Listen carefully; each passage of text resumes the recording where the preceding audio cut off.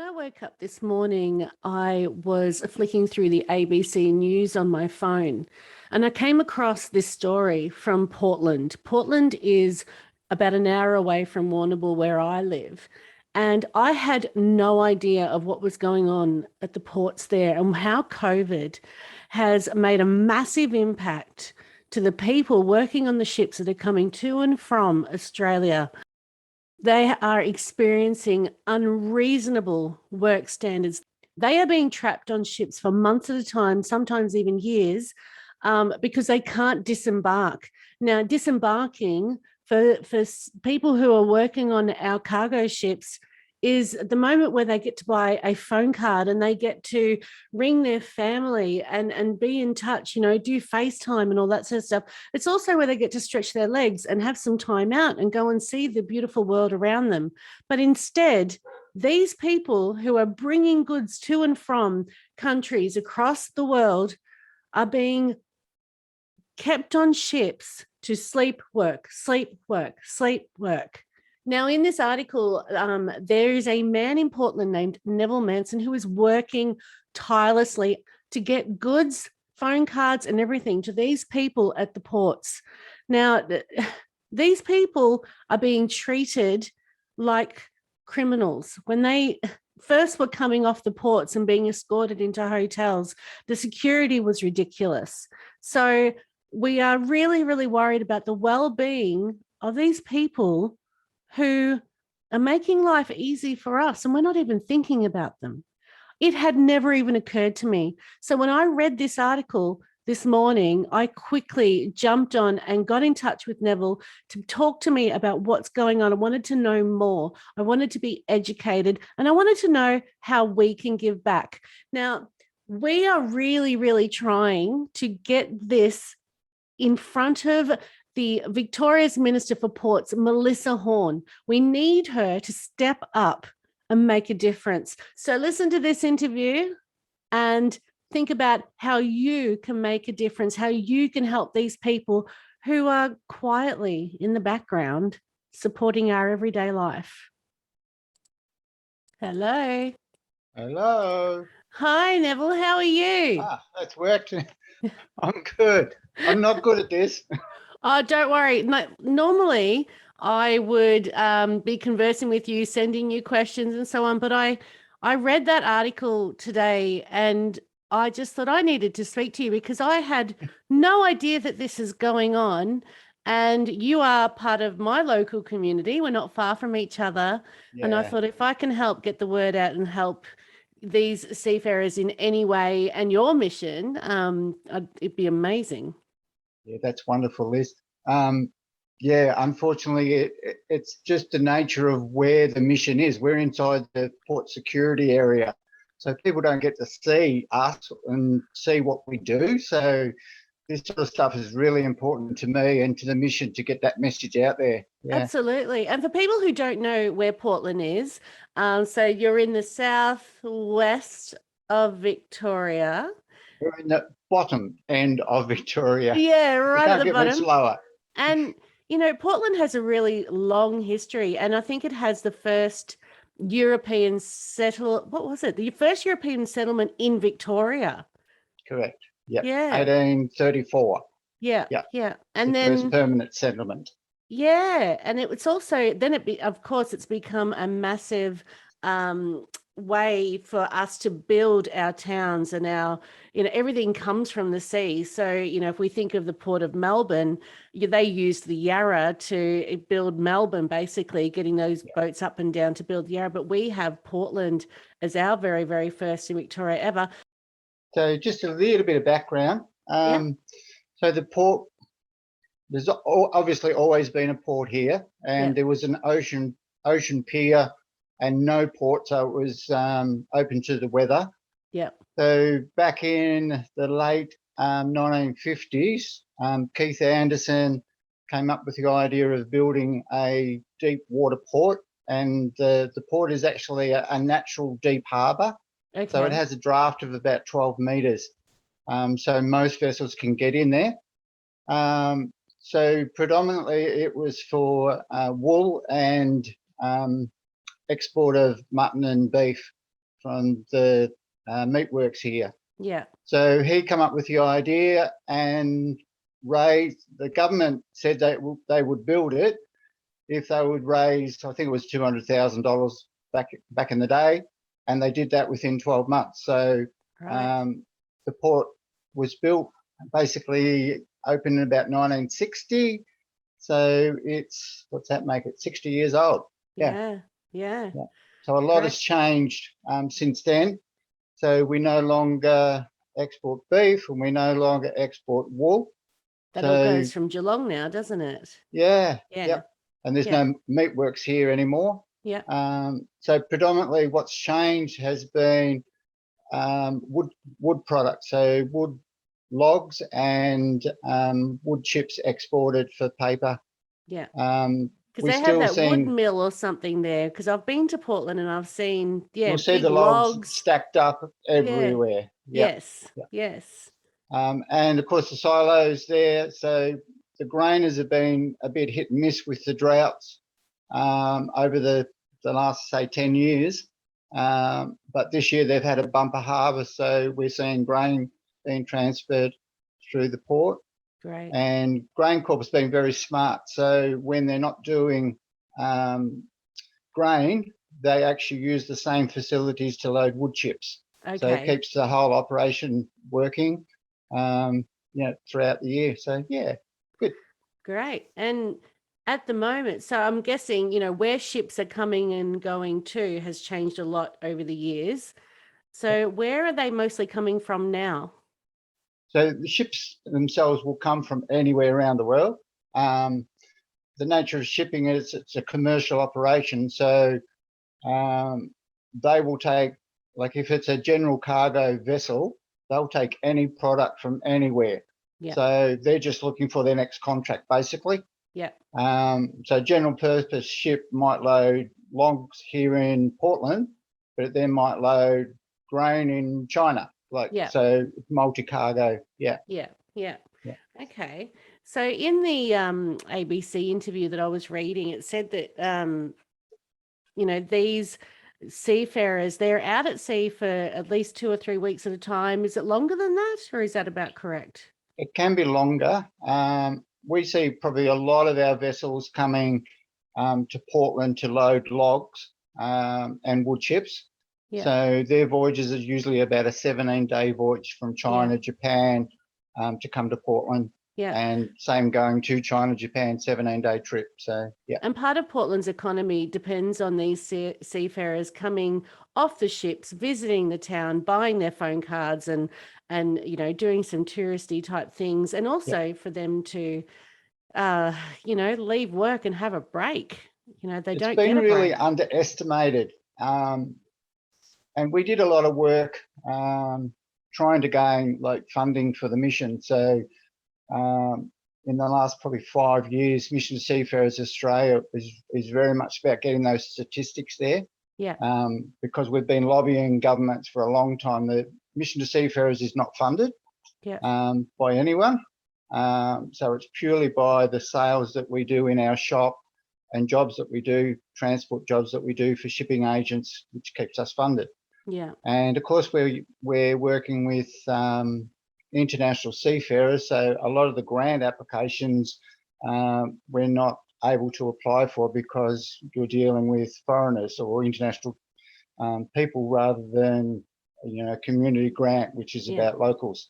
So there's been a lot of work done. But what's sad is they may not be Australian, but they are giving us a Very much service part that of we our really depend community. on. Yeah. Yeah. So the last 5 years, as I said, we've been doing a lot of work locally, but Mission to Seafarers Australia has been trying to get that message out. Yeah. These guys are essential workers. Yes. And a little place like Portland, we know from the amount when we're operational, we do 13 trips a day in and out of town. Yes. So from 10 o'clock in the morning to 10 o'clock at night, we run a shuttle service. And we know how much is purchased in town. And we estimate for the likes of Portland, easily over $1 million annually. Yeah. So, for a little community like us, it is really important to the economy. Yeah. When did your organisation begin, and how did it begin? Yep. Mission to Seafarers internationally started as an Anglican ministry. It's been going for over 160 years. Wow. So basically a chaplain or a minister, Anglican minister, saw a need to visit ships that were waiting in harbour, Yeah. and it grew from that. So there's about 260 centres worldwide. Yeah. In Australia, there's about 29 centres. Wow. Portland's been operating ever since there's been a port here, so for 60 odd years. And the major change has been that we now operate out of a building inside the port because of the security restrictions around quarantine and the likes. So it was beneficial for us to be inside the port. So we've been inside the port since 2006. Okay. Yeah. Yeah. And at the moment, with COVID, I mean, COVID's made a huge impact, and you've got seafarers who are vaccinated, but then you've got some seafarers who haven't been able to access vaccinations in their own countries. And that's had a major restriction on even more of them coming off the ships, and helping the local economy and helping them their own well-being as well. Yep. So again, a little bit of background there around seafarers. There's it came into law. It's called the Maritime Labour Convention of 2006. Yeah. So this is a major piece of legislation, worldwide legislation. The first time some of these laws had changed for the first time since like the 11th century. So wow. maritime law is just amazing stuff. Wow. Yeah, hard to believe. Wow. This is a whole new world I've never thought of. That's why I thought I needed to talk to you today So to educate me. 2006, they maritime organisations, shipping organisations, anybody basically involved in seafaring and transport of shipping cargo got together and worked on this document. So basically, the document is a Bill of Rights for seafarers. Yeah. So it sets out some standards in there around their hours of work, their pay, minimum pay, meals, shore leave, welfare, medical expenses, transport to and from vessels. All that has been laid out in this document. Yeah. So it's a very, very important piece of legislation for us that we can use. Unfortunately, Australia was one of the first ones to sign up, and it had to have, I think, 2/3 majority of countries around the world to sign before that came law. So that's very hard to do. That was 2006. It took until 2013 for it to be ratified, right, with countries around the world agreeing to that document. Yeah. And for us, the big piece of legislation in there is welfare of seafarers. Yeah. And it says that governments will fund welfare of seafarers, and yet we're still fighting for that to happen. Right. Yeah, we still don't get funding. So they've paid the lip service, but not really followed through. Yep. Yeah. So when the pandemic hit, of course, we had to close our facility, and that was something that the port came and seen us and said, "This is what's happening. This is before that was mandated," and we agreed, like, no problem, we will close, expecting well, this will go for a month or something. So 2 years on, and seafarers have not been allowed to leave their vessel. So the other thing that came in was a lot of the crew contracts are usually around 9 months. So they board the vessel and they stay on that vessel for 9 months before they could return home. Yeah. And when the pandemic hit, it meant international flights were all cancelled around the world. So a lot of those crew couldn't get home. Yes. And were stuck on their ship still. And, there was no sign of them being able to get home. Yeah. And another major piece of legislation came in called the Neptune Agreement. So governments around the world agreed to a solution for crew changes, Yep. and they pretty much set up a hub in the Philippines where the majority of seafarers come from. So a ship would divert and go to the Philippines so that the crew could sign off, and a fresh lot of crew would come in. Yeah. So that's been really, really good. We're finding crew are now able to, sign off when they're due for their leave. Yeah. But like I had one guy, he had been on the ship for 27 months because Oh my goodness. his contract was 9 months and it was extended, and then he couldn't get home, and it just went on. This was, we had a lot of fellas that had been over 12 months before this Neptune Agreement came in and tried to solve the problem. So It's almost like being a prisoner, isn't it? yeah, you can't believe, how hard it can be. Yeah. I mean, I started to become aware of some of the things going on out at sea, especially in the fishing world, when I watched that Seaspiracy and the slavery that can happen on ships, where you've got people working on ships and are not allowed to get off that ship for many, many months at a time and work. And that's an illegal side of doing that. But here we've got, perfectly legal and transparent operations happening, and someone's still pretty much being treated like a prisoner. It's really sad. Some of the stuff when the pandemic first hit, and I guess we were all scared and we didn't know where this was going to go either. But normal practice is that if a ship is being fumigated, so they load the logs into the bottom of the hull and they fumigate the logs on board the ship. Yeah. So 3/4 of the crew come off the ship and go into accommodation, like motel accommodation, for 2 days. Yeah. While they do that and then go back on. Oh my God, So they have to stay on the ship while it's being fumigated? They have to stay on the ship now. But the first couple that we did, it was handled by the health department. We had 5 guys from the health department. We had 5 security guys to take 12 seafarers off. I had to do 2 trips because they had to be separated. When we got to the motel, they all lined up and they took one seafarer off the time, walked in between a line of people and into his room like they were prisoners. Oh my goodness. So the second trip, I said to the guys, stay in the bus, do not move. Yeah. And they didn't know what was going on, but said to the guy from Department of Health, nobody's getting off the bus until you move those people. It's not necessary. They're not criminals. They're complying with everything you want. Move the people or they're not coming off. And these people you're talking about, they were security with guns and probably, is this what you're talking about? Not guns, but pretty much, Scary, but looking people. Intimidating. Yeah. No need for it.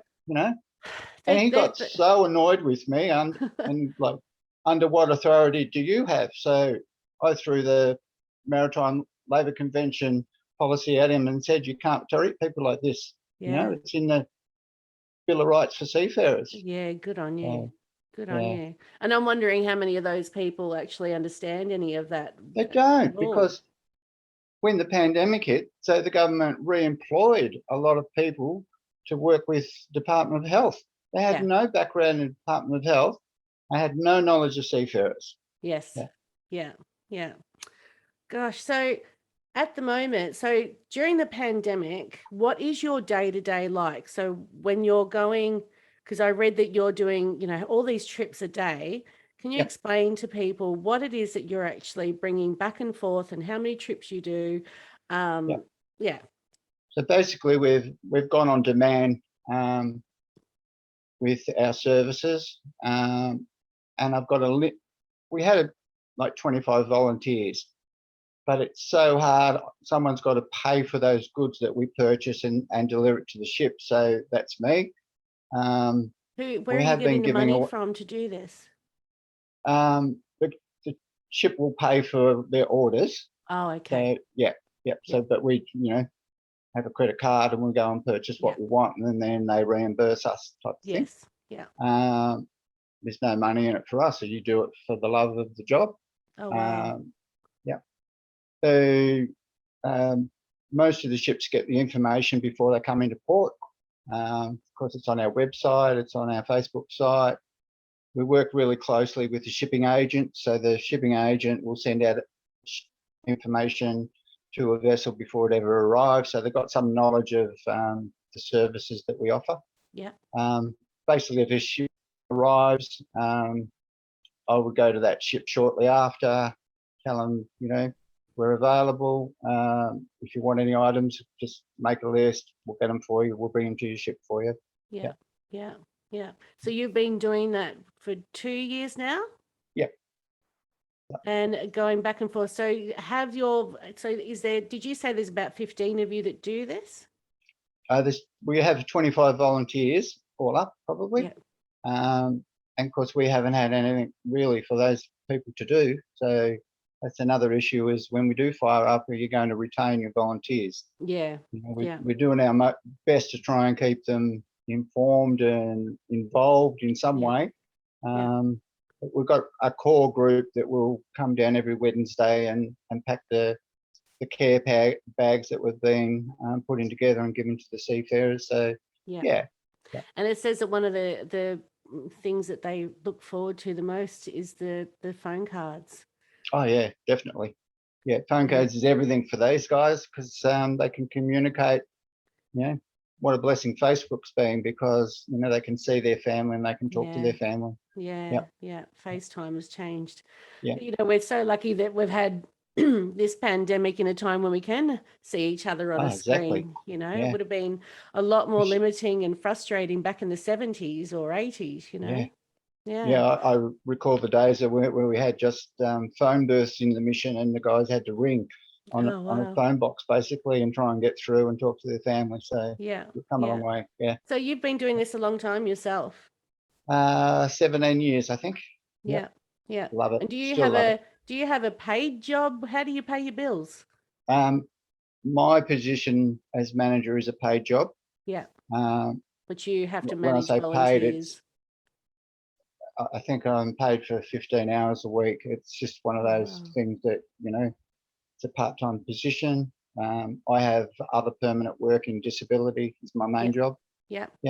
And I'm able, but the mission stuff fits in so well that there's no set hours. So, you can work it around the other work that I do. So, Wow, you are a very good person. You are. Thank you. Absolutely. It's a team effort and a community effort too. I mean, we get a lot of support from the community. Yeah. Tell me about the beanies, because you've got a lot of people coming from hot countries, and tell me about the beanies. It sounds crazy, doesn't it? So since we started, we've been putting care packs together. So we're very lucky we had some money set aside in a welfare account. And we've been using that to buy low-cost items of toothpaste and toothbrushes and shampoo and, your basic essential stuff. Yeah. And putting them together in packs and delivering them to the ships. And we've always given away beanies, but it's never been a big thing for us. But we did a bit of a promo, local newspaper and Facebook, call out that we're putting these care packs together. Yeah. I think we've put together over 2,500 care packs now. Wow. And everyone has had a hand knitted beanie, which is just amazing. The ladies, where they've come from, church groups and individuals drop them off, and and like you say, okay, why would they want a beanie? Well, ship the other day, they were so grateful. They'd been to China and it's -20. Oh my goodness. So you're working out on the deck at night time. They love their beanies. Yes, I bet. I'd be all about fingerless gloves. That's my thing. I need fingerless gloves. I'm a teacher, so if I'm out in the playground, you kind of need your hands, but it's still very, very cold. Yeah. Oh, and I can imagine that is freezing out there, and the wind on your ears. Oh yeah. Yeah. I can't imagine being -20. Oh.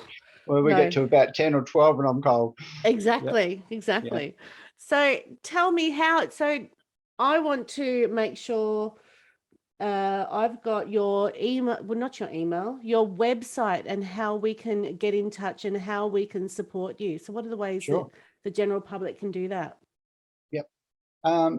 Since all these stories come out about seafarers, we've had amazing support from the public, and some of the comments have just been absolutely beautiful. So thank you to those that have commented. But yeah, look us up on Facebook. Yep. Mission to Seafarers Portland. Yep. Yep, is probably the best way. And you can use Messenger, of course, from there as well. Yep. Yep. Okay. And there's no website. There is, but it'll only send you a link basically to the Facebook page. Oh, So fair yeah, enough. so there's Mission to Seafarers Australia website, and you'll see a link to Portland. That's probably more orientated around seafarers to be able to make contact and have that information of contacts and stuff. Yeah. So is it better for people to send money, or for the local people around here, is there any goods that we could be collecting and bringing over? Any of those small items would be just brilliant. You know, the toothpaste and the soaps and those sort of small items that we put in the packs. Okay. Are probably just or more valuable than dollars to us, because dollars we will just go and buy it anyway. So yeah. Oh, that's great. Okay. Well, thank you so much for sharing this really important issue that is happening without us even knowing. So just quickly, so the two issues that we have faced with at the moment is shore leave for the seafarers. Yep. So they've been stuck on their ships for 2 years, and we're trying to get seafarers to be allowed to have shore leave. Yep. Of course, they need to be double vaccinated. We need to be double vaccinated for that to happen. So you know, they're an international traveller, so they should be able to leave their vessel if they're double vax. And of course, 90% of Victorians are double vax, so we don't see that there should be an issue. And they're pretty much quarantining on a ship. They're not Exactly. going to get it They've anywhere. been on there It's for the months and months and ultimate months and quarantine. gone nowhere. They're more worried about getting the virus from us than actually us getting the virus from them. Yeah. So there's been no program in Victoria to vaccinate seafarers. So other states have been vaccinating seafarers, and Mission to Seafarers centres have been involved in that. So that's why we've taken that to the minister. You know, we're now at 90% vaccination rate in Victoria. Why can't we vaccinate seafarers? We did get a response, and it's moving forward slowly. We believe there's going to be a trial done in Melbourne to vaccinate seafarers. Yes. But this is how crazy it is. I got a message this morning from a GP, right, in Warrnambool. I have vaccination that's going to expire. Can I come and vaccinate seafarers? Answer is no. Sorry, you can't.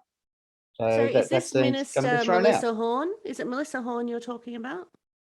Melissa Horne is the Minister for Ports, yes. So she's the one that we need to be appealing to and saying, come on, let's go.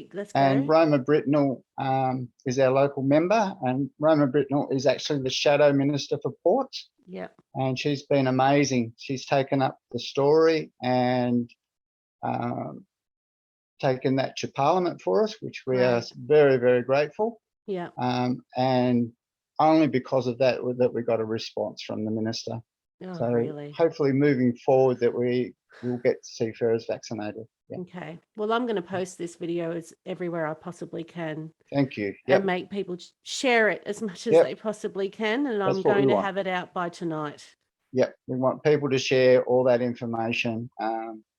And look us up on Facebook. You'll see some other information there and TV thing that we did with ABC. You'll see Roma's speech to Parliament.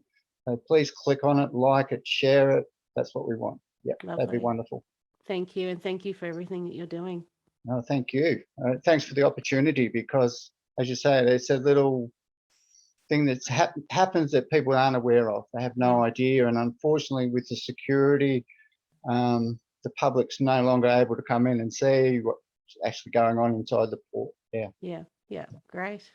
Thank you.